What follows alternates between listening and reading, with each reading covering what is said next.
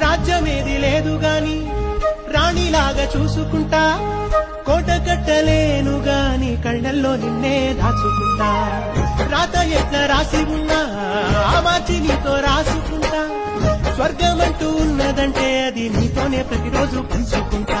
నిన్ను గన్న మీ నాన్న కన్నా లారు ముద్దుగా సాగుకుంటా, నీకు కోపం వస్తే కొంత దూరం ఉంటా, నువ్వు గీత గీస్తే నేను దాటనంటా. కంట నీరు కంటి రెప్ప దాటకుండా కాటుకై కావలుంటా.